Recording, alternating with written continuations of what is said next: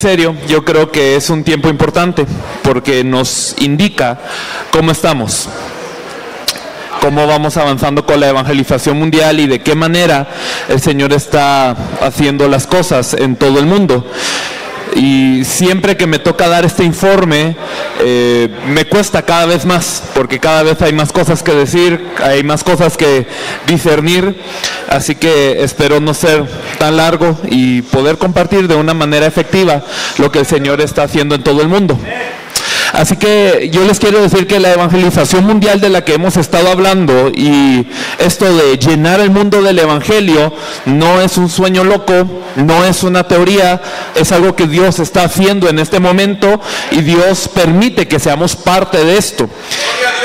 Y no solamente es un gran privilegio esto, sino también esto nos lleva a una responsabilidad muy grande. Porque si entendemos que el evangelio se ha perdido desde los púlpitos y que no mucha gente está predicando el evangelio de la Biblia, también tenemos que entender de que es una responsabilidad muy grande, de que hay un peso mayor sobre nuestras vidas. Así que antes de empezar con todo, yo quiero decirles que pues la evangelización mundial empieza desde este evangelio que ustedes han venido escuchando con las 33 lecciones. Empieza desde la noción que este evangelio no simplemente es una teoría, que este evangelio no es solamente algún mensaje bonito con el que se puede entretener un grupo. Empieza con la idea de que este evangelio me salvó a mí y de que este evangelio es el único capaz de poder salvar a todo el mundo. Y entonces empieza con esto desde Corea. Desde Corea se ora por mucho tiempo, se hacen movimientos de la palabra y llega un punto en donde el Señor indica que realmente esto tiene que ser para las naciones. El evangelio tiene que ser restaurado en todo el mundo. Y así empieza a llevarse a Estados Unidos, pero de Estados Unidos, aunque se entró a Estados Unidos, el Señor nos lleva a Latinoamérica. Y entonces en Latinoamérica el Señor empezó a levantar el evangelio de una gran manera en todos los países que lo recibían. Se encontraban a los dignos que se iban a hacer cargo de esto y entonces se iba compartiendo. Ya después de Latinoamérica el Señor nos abre un país en Asia, y en Asia luego el Señor nos abre África, y también de Latinoamérica se abre Europa y también se abre Oceanía de alguna manera, y así empiezan a abrirse todos los continentes del mundo. Como el pastor Roberto decía, la meta para evangelizar el mundo, se pensaba que en 10 años Latinoamérica iba a ser cubierta de gran manera, pero en 4 años aproximadamente el Señor ya ha despertado a muchos continentes. ¿Qué quiere decir? El Señor tiene prisa y el Señor llega pronto, pero al tener prisa entendemos nosotros que hay una responsabilidad muy grande. Y bien, yo les quiero contar esto no como alardeo, no para decir miren, pues hemos cubierto tantas naciones, no. Son cerca de 80 países a los que se han entrado y que se han encontrado personas que han reaccionado al evangelio, pero estamos hablando de algo todavía mayor. Esto realmente tiene que ser el futuro de la región en donde estamos, esto tiene que ser el futuro de mi vida y tiene que ser también el futuro de toda México. Es decir, México tiene que ser cubierta del evangelio. No vamos a ver esto por el momento, vamos a ver por favor vamos a ver el mapa de Asia por el momento. Si me ayudan, por favor. Bien, entonces, ¿por qué empiezo con Asia? Porque es en donde han habido menos lugares así, en donde ha habido una persona muy reactiva. Se han entrado a muchos países, pero y yo estoy siendo muy cínico marcando este mapa. Estoy diciendo, esta persona puede ser que sí, puede ser que no, y entonces no la han marcado. Pero los lugares en donde seguramente el Señor ha confirmado que sí, sí se han marcado. Entonces vemos algunos pocos países de Asia. Algo curioso es que para entrar a Pakistán fue en Latinoamérica que se abrió Pakistán. Cuando estábamos en Chile, llegó una persona que era de Pakistán y que nos decía, yo necesito que este evangelio llegue a mi tierra. Y cuando fuimos a Pakistán, nosotros descubrimos por qué esto era importante. En Pakistán, ustedes entienden que es un país musulmán, más del 90% de los pakistaníes son musulmanes, hasta el punto en donde en su tarjeta de identidad, allí tienen que poner la religión a la que se suscriben. y si no dice musulmán, entonces esta persona es discriminada por todo el ambiente y es prácticamente legal discriminar a una persona de una religión diferente. Los cristianos entonces en este contexto tienen que esconderse en sus aldeas, se forman aldeas de cristianos porque no les dejan comprar, no les dejan vender o lo hacen a una tasa muy elevada. Y entonces esos cristianos se tienen que juntar en su aldea, y lo curioso de todo esto es que ¿qué cuenta como cristiano en esta aldea? Si usted es católico, si usted es mormón, si usted es testigo de Jehová o si usted es alguna de estas cosas, también es cristiano para ellos. Así es la minoría que hay en Pakistán. Y cuando tuvimos la oportunidad de ir allí, nos contaron que hace una semana de que nosotros fuéramos, una semana atrás, hubo un atentado en esta aldea en donde nosotros íbamos a ir a predicar. Y hubo un atentado, se hirieron más de 200 personas, algunas salieron también fallecidas por el ataque terrorista musulmán. Y de esto ustedes han escuchado mucho. Los musulmanes se consideran héroes cuando ellos logran dar muerte a un cristiano en esa sociedad. Así que los cristianos todos los días están en peligro de muerte cuando dan el culto. Cuando están dando el culto puede venir cualquier musulmán y puede atacar con algún arma de fuego y pueden morir todos en ese mismo día que pensaron que iban a dar el culto. Para ellos el culto no es algo que yo voy a hacer los domingos o algo que yo voy a hacer porque me interesa o porque me quiero juntar con la gente. Para ellos el culto es dar la vida, en realidad. Y lo curioso de esto es por eso que tienen guardias siempre cuando se está dando el culto. Aquí en México pues se tienen a los que dan la bienvenida, pues allá se tienen guardias. Entonces vemos mucho estudio en Ghana, y él tenía un interés tan fuerte en las misiones de Corea que él decía: yo voy a ir a Corea a estudiar porque yo quiero entender cómo es que el Señor avivó esta nación por un momento, y empezó a enviar a misioneros. Y él fue a un seminario muy prestigioso, por cierto, de Corea, y lo aceptaron ahí becado, y empezó a estudiar. Pero mientras más estudiaba y mientras más iglesias visitaba, las iglesias de renombre y esas iglesias que habían enviado misiones, él se ha dado cuenta de algo: el Espíritu Santo no está aquí. El Espíritu Santo como que, no sé por qué, pero no siento que sea esto lo correcto. Y él nos empezaba a compartir todo esto, y llegó un momento en donde él dijo: ¿será que dejo de estudiar? ¿Será que me regreso a Ghana ya? Porque yo estoy aquí porque quiero hacer la obra del Señor, quiero hacer las misiones, pero no sé qué estoy haciendo acá. Y en una de estas él pasó y dio a este equipo de nuestra iglesia que estaba alabando, y se habló con él, y él fue invitado también a una cumbre que tuvimos en Corea en donde se reunieron más de 50 naciones. Y entonces él empezó a recibir el evangelio, y él empezó a digerir. Él siempre estaba muy cansado, y entonces a veces se dormía cuando estaba escuchando el evangelio, y a veces lo despertábamos y sí, estoy escuchando. Y entonces, y así le pasaba, ¿no? Pero sí estaba muy cansado. Y llegó él a un punto en donde él dijo: yo ahora sé cuál es el evangelio, yo sé por qué Ghana no está salva, yo sé por qué las iglesias de Corea, a pesar de que han sido utilizadas por Dios en un tiempo, por qué ahora están así, y yo tengo que restaurar esto y salvar a Ghana. Y él es el que nos invita a Ghana. Entonces, ¿qué les quiero mostrar con todo esto? Yo les quiero decir que realmente hay dignos en el lugar que usted menos espera. Y uno piensa: bueno, ¿yo cómo voy a salvar el mundo? Desde aquí, desde México, desde aquí de mi pueblo, desde aquí del lugar en donde estoy. Quizás usted piensa así. Quizás usted piensa que el evangelismo que usted puede hacer en su región pueda ser de alguna manera limitante o que pueda ser insignificante. Pero no es así. Dios sabe quién tiene el evangelio, y Dios sabe quién tiene que recibir el evangelio. Y Dios es el que permite el encuentro. El asunto es que nosotros no creemos eso. El asunto es que cuando se nos dice evangelice, simplemente es como que, ok, 1 hora, y entonces salimos y, ya se acabó la hora. No, solo pasaron 5 minutos, y vamos y compartimos, y ya nos movimos a un lugar, y vamos a tomarnos un café, y entonces nos tomamos un café, ya pasó, no, todavía no, ok, y entonces vamos y quizás le compartimos a uno. Pero esa no es la vida del creyente. La vida del creyente es aquel que se ha encontrado con Jesús como el Cristo y realmente disfruta de ese gozo de haberse encontrado con aquel que lo resolvió todo y quiere compartirlo ya a todas las personas. Esa sería la vida del cristiano. Entonces Dios sabe eso, y Dios pone a estas personas para que salven a sus naciones. Bien, ahora vamos a hablar un poco de Latinoamérica. Por favor, si me ponen el mapa de Latinoamérica. Sí, está ahí, pero el mapa que, por favor. Ok, no me queda mucho tiempo, pero si por favor me ayudan. Paciencia. Ok.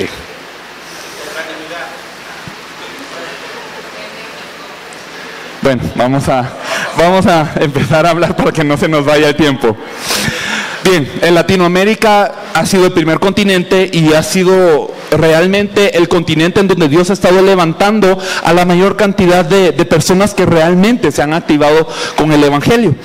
Y hemos visto realmente que Dios ha empezado a conectar a todo el continente. Latinoamérica tiene la ventaja de que el idioma es igual, la cultura es relativamente similar y de que hay un gran amor a Dios en la mayoría de las personas de Latinoamérica. En Latinoamérica, si usted dice, ¿usted cree en Dios?, la mayoría de la gente le va a decir que sí. No mucha gente va a decir, no, yo soy ateo, o no, yo creo en no sé, en Buda. Es muy poca la gente. Entonces, el Señor de alguna manera ha guardado a Latinoamérica para ser reactiva al Evangelio de esta manera. Y el asunto con Latinoamérica es que hay algunos países que se han levantado muy rápidamente, de los que creo que se puede aprender mucho. Uno de esos países ha sido Cuba. Y Cuba siempre fue muy difícil, pues porque tiene un régimen comunista. Y este régimen comunista impide que las iglesias se puedan desarrollar de una manera correcta. Muchas de las iglesias que se levantaron en Cuba se desarrollaron con la noción de beneficios y de milagros, porque su situación es muy difícil. Y a pesar de esto, Dios prepara a una persona, el pastor Arnold, algunos lo conocen, y este pastor es un seminarista, es un pastor que ha enseñado de evangelismo, que tiene una pasión por el evangelismo hasta tal punto de haber levantado 86 iglesias en 23 años. 86 iglesias. Y a pesar de esto, cuando él llega a escuchar el evangelio de la Biblia, él dice, yo me siento como los soldados que habían crucificado a Jesús, porque yo siempre dije que Jesús era el Salvador, yo presenté a Jesús como Señor, pero yo nunca había explicado que Jesús es el Cristo. Entonces yo siento como que di el mensaje incorrecto y desde ahora yo quiero salvar a Cuba, porque yo nunca entendí por qué Cuba siempre tiene que ser ayudada por los misioneros, por qué Cuba no puede salir a salvar a otras naciones. Y entonces eso es lo que él nos confesó inicialmente. Y cuando él empezó, es muy curioso porque él empezó predicando a su iglesia y él les dijo, se paró ante ellos y les dijo una cosa, les dijo, por favor perdónenme porque yo los he engañado. Y la iglesia empezó a murmurar, ¿será que ha cometido adulterio el pastor Arnold o qué? Y entonces cuando él dijo, no es adulterio, no es que yo he hecho algo así, sino que yo les he predicado un mensaje que no es el correcto y desde ahora yo les quiero predicar que Jesús es el Cristo. A ver, ¿cuántos me acompañan a creer que Jesús es el Cristo? Se quedaron 8 personas de 150 personas se quedaron, pero está bien, hay 8 dignos. Y entonces con estos 8 él empezó a correr, él empezó a entrenar con ellos, les compartió el evangelio más a fondo, se metieron a las escrituras. Este material que se les ha proveído es uno de los que ellos utilizaron y ellos empezaron a creer el evangelio, hasta tal punto que naturalmente ellos empezaban a compartir el evangelio. Nosotros los visitamos como a fin de año en esa ocasión y nosotros luego volvimos en un par de meses y habían 20 iglesias que se habían levantado con el evangelio de la Biblia. Y todos los pastores que estaban alrededor empezaron a ver al pastor Arnold, lo conocían y decían, pastor Arnold, ¿qué hizo usted? ¿Qué método está utilizando usted? ¿El evangelismo explosivo o grupos celulares? ¿O qué está haciendo? Dígame. Y el pastor Arnold le decía, no estoy aplicando un método, lo que sí tengo es el núcleo de la Biblia. A ver, siéntese, le comparto. Y entonces ahí compartía el evangelio con los pastores. Y entre estos pastores habían personas que realmente reaccionaban al evangelio y llegó un punto en donde se juntaron 23 denominaciones diferentes en un lugar. Y en este lugar se compartió el evangelio una vez más y ellos dijeron, nosotros tenemos que salvar a toda Cuba. Y para no hacerle la historia larga, fuimos, compartimos y en todos los departamentos, todas las provincias de Cuba, son 16 ahora, hay un digno. Y no solamente hay un digno, ahora después de haber encontrado uno en cada una de las provincias, dijeron, bueno, ahora estos se están encargando de salvar a estas provincias, pero no basta con eso, porque una persona no puede cubrir una provincia realmente. Esta persona se encargó a buscar a los dignos de cada departamento o a cada municipio, dicen ellos, cada municipio. Y en esta ocasión, cuando fuimos a Colombia, no hace mucho, quizás como hace 2 semanas, nos informaban esto: solo faltan 19 municipios en Cuba para ser cubiertos. Todos los demás municipios ahora están cubiertos del Evangelio. Y esto ha ocurrido en pocos años. Así que Cuba, a pesar de ser una nación comunista, a pesar de ser una nación con mucha escasez material, a pesar de tener todo en contra de ellos han creído que Jesús es el Cristo. Y ahora ellos están orando por una cosa. Nosotros no nos podemos quedar en Cuba solamente. Cuba ahora está llena de personas que están compartiendo el Evangelio. Ahora tenemos que pensar cómo voy a salvar el Caribe. Y si ustedes ven aquí, no se mira muy claramente aquí la anotación, pero los países que están en verde son en donde se han anunciado a más de 50% del país. Y estos cubanos entonces dijeron, nosotros nos tenemos que encargar del Caribe, y empezaron a abrir puertas en todo el Caribe. Y aquí no se mira para nada, pero hay muchas islas en el Caribe en donde se han abierto las puertas gracias a estas personas de Cuba. Lo único que resta es entrar ahora y poder compartir el Evangelio de una manera más definitiva. Yo pienso que por eso Cuba se ha vuelto un modelo para la evangelización mundial. Se empezó con una persona, y esta persona compartió el Evangelio dando su vida. A veces se quedaba 3 días con un pastor y veían los videos de cómo se compartía el Evangelio, y se quedaba el pastor Arnold con un pastor y le decía, ¿entendiste esta parte? No, ok, volvemos, y lo miraban otra vez. ¿Ahora sí entendiste? Sí, bueno, pasemos. Y así él se quedaba realmente con un digno, nutriéndolo del Evangelio, haciendo que él pudiera creer que Jesús es el Cristo, y esta persona terminaba salvando a una región entera. Muchas veces no se piensa de esta manera. Muchas veces no se piensa que una persona se pueda hacer cargo de una región, porque uno piensa, bueno, ¿qué puede hacer un creyente? ¿Qué puede hacer un congregante? Pero no es así. Si nosotros vemos en la Biblia, a mí me impacta mucho la historia del diácono Esteban. Él era diácono, a él le correspondía realmente encargarse de cosas en la iglesia para que los apóstoles se dedicaran a la palabra, a la oración. Y este diácono realmente empieza a sentir una cosa. Él empieza a sentir... gracias. Entonces, él empieza a sentir, yo necesito salvar a esta gente, y él predica de una manera tan fuerte que las personas empiezan a apedrearlo. Y este diácono no dice, ay, estos dignos ingratos, mejor los dejo y sobrevivo para predicar otro día. No, él dice, realmente él sigue predicando el Evangelio, y ora al Señor y le dice, Señor, por favor no les tomes en cuenta a ellos todo lo que están haciendo, no saben lo que están haciendo. Realmente su corazón estaba, Señor, permite que ellos puedan reaccionar al Evangelio. Y así el Señor, cuando se lo lleva el Señor, como nos contaba ayer el pastor Jorge, también en la Biblia en coreano dice que él estaba levantado recibiendo a este diácono. Es que no es por la posición que tengamos, no es por el estudio que tengamos, no es por la capacitación. Simplemente si usted tiene el Evangelio, tiene vida, y el buen árbol da buen fruto. Así de simple. Y esto es algo ejemplar que vimos en Cuba. No importa la situación, no importa la falta económica, realmente muchas veces se utiliza eso como excusa. Pero el Señor no decía, no lleven oro, ni plata, ni calzado, no lleven dos túnicas, no lleven su bolsa. ¿Que no decía eso el Señor? ¿No significa eso que el Señor se encargaría de todo? Pero muchas veces decimos, ay, es que queda tan lejos, y es que si yo invierto para esto, entonces ya no voy a comer, y pues me voy a tener que despojar de algunas cosas que yo necesito. Y entonces ponemos muchos pretextos. En la iglesia no, pero cuando estamos ya en el campo, y yo también lo he hecho, y me arrepiento mucho de eso, porque nunca el Señor ha sido infiel. Nunca el Señor ha permitido que yo me muera, o si no, yo no estaría aquí. Y aunque permitiera que me muriera, sería para su voluntad.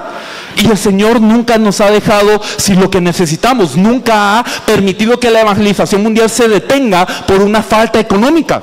Aunque a veces estamos endeudados, pues no se ha detenido la evangelización mundial. Nosotros pensamos que depende de nosotros hacer la evangelización mundial, pero el Señor nos ha tomado como instrumentos, vasijas útiles para su obra. Esto es algo que hemos logrado ver en Cuba. Ahora bien, les quiero hablar de Venezuela. Venezuela, ustedes también entienden que la situación es muy crítica allá, y lo que puede quizás un poco distinguir a Cuba y a Venezuela es que Venezuela es mucho más grande. Y Venezuela es tan grande que uno de los pastores nos contaba, me invitaron a cierta región para compartir el Evangelio, tuve que estar en bus 36 horas 36 horas me fui en bus para esta región y cuando llegué a esta región me dijeron, tiene 1 hora para predicar. Y está bien, gloria a Dios. Y en esa hora compartió el evangelio. Y en esta hora es que el Señor obró hasta tal punto en el que le dijeron, por favor síganos compartiendo. Ya tiene 2 horas. Y entonces siguió compartiendo y bueno, ya no le dieron más tiempo, pero estas personas quedaron tan activadas con el evangelio que aunque él se tuvo que regresar las 36 horas en bus, realmente el Señor había obrado en Venezuela para abrir estas regiones. Y no solamente fue Venezuela, sino que ellos empezando a compartir el evangelio, Dios les abre las puertas a Perú, a Brasil, a varias otras regiones que el Señor pues empieza a abrir solamente porque se comparte el evangelio, a pesar de la situación en la que está Venezuela. Y ellos también han llegado a Aruba, a las demás islas, las que están aquí arriba, sí, esas. Entonces ellos están empezando, incluso el Señor los está sacando de su país en este momento, y los que salen de su país llevan el evangelio de esta misma manera para que pueda ser llenada la tierra. Otro país que quizás nos puede dejar una lección es Guatemala. Aquí, sí, Guatemala. En Guatemala solo hay una iglesia que ha creído que Jesús es el Cristo, y el Señor me ha permitido pasar un tiempo en Guatemala, y es diferente de evangelizar aquí en México, porque aquí en México le dicen si quiero o no quiero, y eso es bien cómodo. Aunque a ustedes le digan no quiero, por favor piense que eso es muy cómodo, porque en Guatemala la gente dice un sí, pero es un sí, pero no le ponen atención. Es ese sí, sí. Y entonces esta gente, y usted empieza a compartirles el evangelio, y esta gente está viendo a otro lado, y al final, sí, muchas gracias, y ahí se queda todo. Entonces más o menos así ha sido la experiencia en Guatemala. Como hay mucha gente que tiene de alguna manera como algún letargo en el corazón, que están velados en cuanto al evangelio, y entonces muchas iglesias no reaccionaban al evangelio. Es un mensaje bonito, es un mensaje muy cristocéntrico, pues gloria a Dios porque ustedes están haciendo esta obra, pero en cuanto a nosotros salvar la región, pues ahí vemos. Y entonces esa era la situación de Guatemala, pero entendíamos que Guatemala no se podía quedar sin salvar. Entonces una iglesia, ¿qué es lo que hizo? Para las personas que sí quisieron salvar a todo el país, se les dijo, bueno, entonces vamos a hacer como el Señor hizo, nos vamos a ir de 2 en 2. Y bueno, algunos grupos no son 2, pero vamos a irnos en grupos, y cada quien se va a encargar de un departamento. Cada quien va a ir, no importa si usted es creyente, si usted es diácono, si usted es anciano, si usted es niño, no importa, usted va a ir a una región y usted se va a encargar de encontrar al digno de esta región. Y al principio fue bien difícil, porque para los miembros de la iglesia, pues uno llega con un pastor y, bueno, ¿y usted qué es para venirme a predicar? ¿De qué denominación viene? ¿Dónde están sus credenciales? ¿Usted es pastor o no es pastor? ¿Qué iglesia tiene? ¿Cuántos congregantes tiene su iglesia? Y ahí un montón de preguntas que hacen los pastores. Y así que fue muy difícil para ellos al principio, pero se siguió orando. Señor, por favor, permítenos encontrar a la persona que va a salvar a Zacatepeques. Señor, permítenos encontrar a la persona que va a salvar a Chimaltenango. Señor, permítenos encontrar a la persona que va a salvar Retauleu, y así, etcétera. Y todos estos miembros de la iglesia se encontraban ellos yendo al campo, invirtiendo su tiempo. Algunos de ellos eran empresarios, la mayoría realmente, y para un empresario es muy difícil dejar su empresa, pero ellos lo hacían. ¿Por qué? Porque es importante que esta región se salve. Y el Señor no encargó la evangelización mundial a los pastores, le encargó la evangelización mundial a cada uno de los que cree. Eso era lo que creyó este grupo, y entonces ellos se fueron refinando en el mensaje, porque también en esto del mensaje tal vez es difícil. Para los pastores que ya tienen más experiencia predicando, quizás no sea tan difícil exponer un mensaje, pero para un creyente que ahora le dicen, ok, usted salve a la región, mire cómo hace, pues para muchos fue muy difícil, y empezaron a refinarse en el mensaje, empezaron a escuchar más el mensaje, profundizar en el Cristo, y llegó un momento en donde estos predicadores empezaban a salvar una región en donde había pastores que decían, ¿cómo es que usted en esta iglesia, qué es lo que hace su iglesia? ¿Por qué usted está acá, hasta esta región? ¿Por qué no está en su región? Y empezaban a escuchar el mensaje y empezaban a decir, esto es lo que hace falta en Guatemala. Esta ciudad está llena de todo tipo tipo de pecado, de todo tipo de peligro, y yo entiendo, esto es lo que nosotros necesitamos el Evangelio, que Jesús es el Cristo, a pesar de ser una nación que es en estadísticas más del 50% cristiana. Los cristianos no vivían como cristianos, y entonces esta iglesia empezó a salvar a toda Guatemala, y aún hoy se está haciendo esta obra. No es fácil, porque no siempre se tiene el tiempo, no siempre hubo una ocasión en donde se fue a una región muy distante, como a 12 horas de donde se está la iglesia, y entonces se llegó y entonces, bueno, ¿quién es el contacto? Es tal persona, y fuimos con esa persona, y esa persona, ¿era hoy que llegaban? Y entonces fue como que, bueno, entonces no está listo nada. No, es que nosotros pensábamos que no llegaban porque están lejos, y nosotros pensamos que decían de broma que se iban a dar la vida por nosotros. Y entonces nada estaba listo, pero aún así se empezó a compartir el Evangelio en esta región. Hubo ocasiones en donde no había en dónde dormir. El suelo es bien cómodo, ¿saben? No se preocupen de dormir en el suelo, es muy cómodo en comparación a estar parado. Entonces allí en Guatemala nosotros nos dimos cuenta de que cuando una iglesia empieza a cobrar vida, no solamente es un evangelismo espontáneo el que se hace, realmente una persona se puede encargar de salvar a una región. Y esta persona, quizás no teniendo preparación, quizás siendo empresario, quizás teniendo muchos hijos, porque también lo que vimos aquí es que los niños empezaban a escuchar el mensaje cuando los papás salían al campo. Porque es diferente que un papá le diga a un niño, ok, tú tienes que criarte para la evangelización mundial, ahora tú eres alguien que va a dar la vida por la evangelización mundial, a que vean al padre verdaderamente haciéndolo, a que vean a la mamá evangelizando casa por casa, y que le diga a la niña, a ver, ¿quieres compartir? Es diferente. Y entonces empezaron a surgir aquí niños que creyeron el Evangelio, y aún me sorprende mucho cómo comparten el Evangelio, porque muchas veces es más claro que los adultos, porque los niños no tienen preocupación de quedar mal, los niños no tienen preocupación de ofender, los niños no tienen preocupación de nada, solo es compartir el Evangelio tal y como es. Y muchas veces cuando se escucha a esos niños, la gente se impacta y abre su corazón al Evangelio. Entonces el Señor decía que Él derramaría su espíritu sobre toda carne, no solo sobre los pastores, sobre toda carne, y ya sea los ancianos, los jóvenes, los niños, todos ellos iban a ser utilizados para la obra de Dios. Esto es algo que pudimos descubrir en Guatemala.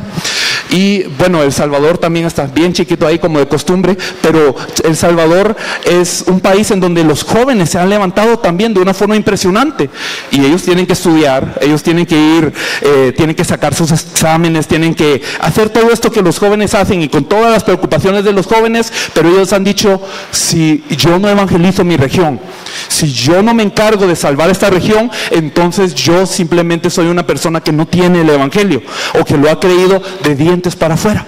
Y los jóvenes han empezado a evangelizar, y es todavía más fuerte con los pastores. Tú siendo joven, tú siendo, ¿verdad? Y entonces ellos, compartiendo el Evangelio, ahora han cubierto casi toda la nación de El Salvador con este mismo Evangelio. Y algo de notar aquí es que cuando se dice que se ha compartido al más del 50%, no quiere decir que más del 50% de la población haya creído, no, pero que de esta manera se ha proclamado el Evangelio para testimonio a estas naciones. Es que lo que el Señor nos pide es esto, dar el testimonio. Los frutos están en las manos del Señor. Es que ¿quién se va a salvar? Eso está en las manos del Señor. Así que usted no se preocupe de eso, no se preocupe de quedar mal con la gente, realmente no se preocupe de nada. Si el Cristo está con usted, no se preocupe de esas cosas. El soldado no se enreda en los negocios de la vida, solamente sirve para agradar a aquel que le tomó por soldado. Y nosotros tenemos que vivir de esta manera. Entonces, si se dan cuenta, aquí México está marcado de amarillo. Quiere decir que hay personas que están encargadas de poder salvar a esta nación. Hay personas que han recibido el Evangelio, y muchas regiones, han de alguna manera cobrado mucha vida, pero en cuanto a cubrir a toda la nación, México es muy grande. Todavía no se ha cubierto más del 50%. Y no es para que nos comparemos con otras regiones. Solo estamos viendo, ok, si seguimos avanzando a este punto, ¿cuándo va a venir el Señor? si seguimos caminando este paso, si seguimos haciéndolo de esta manera, ¿cuánto realmente se va a tardar el Señor en venir? ¿Qué es lo que yo necesito hacer? ¿Qué es lo que yo necesito cambiar? ¿Cómo yo necesito hacer algo nuevo? ¿Cómo es que yo necesito ser guiado por el Señor? Eso es lo que nosotros estamos viendo con esto. Y hay mucho que quiero contar, pero realmente el enfoque de todo esto es una cosa: el Señor está haciendo la evangelización mundial, y sea con nosotros o sea sin nosotros, la palabra del Señor se va a cumplir. Pero Él está haciendo una invitación. Él está diciendo: yo quiero que tú seas utilizado para esta obra. Yo quiero que tú, mientras ves cómo ocurre la evangelización mundial, puedas depender más y más de mí, puedas tener esta relación más íntima y profunda conmigo, y cuando verdaderamente yo me presente y yo venga, entonces yo te podré decir: siervo fiel.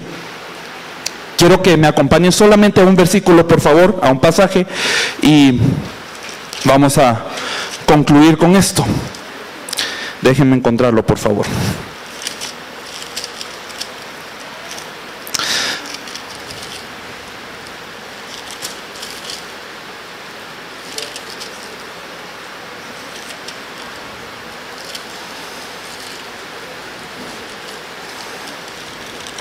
Gloria a Dios.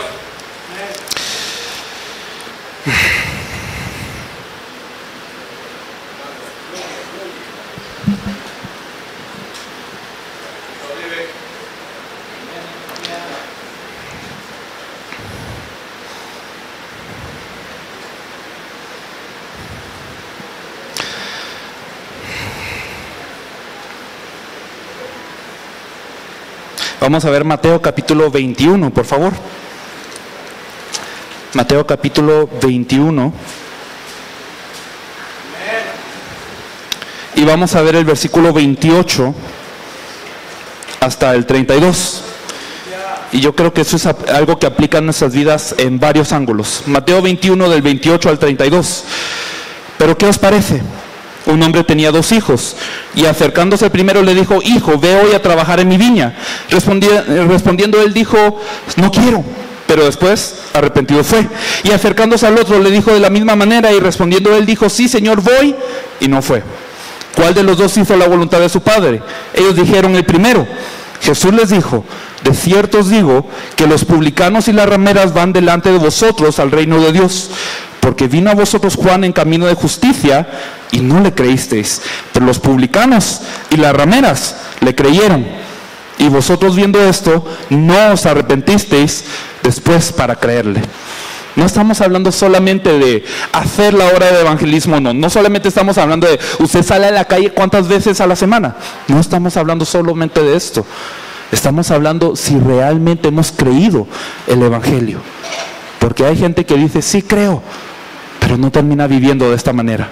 Hay otra gente que dice: yo no voy a creer en eso, y el Señor los compunge para que realmente crean.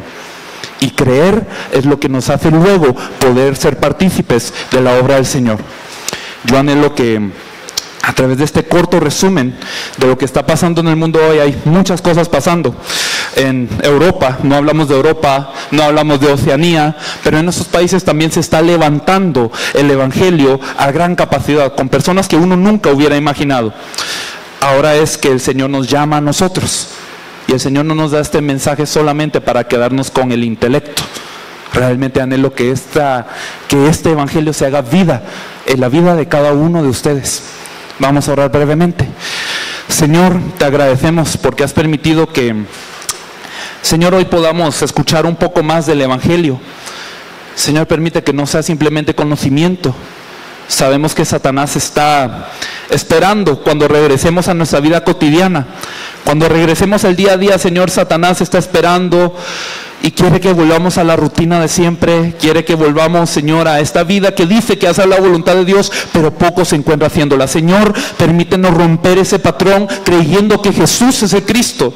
Señor, permite que México pueda ser salva con el evangelio, que Jesús es el Cristo. Señor, tú has levantado a otras naciones, Señor, que nos avergüenzan incluso muchas veces con lo que ellos han vivido, porque nosotros teniendo tantas cosas, Señor, y no hacemos. Señor, permite que no solamente sea una introspección, que no solamente sea un tiempo de sentirse incapaz, sino que sea un momento en el que confesemos que tú, como el Cristo, Señor, también nos has dado todo. con el Evangelio. Permítenos, Señor, correr. Guía, Señor, nuestros pasos a encontrar a las personas que tú has preparado, que desesperadamente necesitan el Evangelio. Y permítenos, Señor, la llenura del Espíritu Santo para que no sean nuestras palabras, sino que sea tu voz la que hable a cada uno de ellos, Señor. Permite, Señor, que México pueda cobrar vida. Compadécete, Señor, de este país, por favor. Tennos en tu misericordia. Permite que México no sea como estas ciudades reprobadas, como Corazín, Señor, como todas estas naciones que fueron juzgadas con fuego porque no había un justo. Señor, permítenos ser, si a ti te place, estos justos, y que podamos hallar a las demás personas que están esperando para preparar correctamente el camino para tu retorno. Te agradecemos, Señor, orando en el nombre de nuestro Señor Jesús, quien es el Cristo. Amén.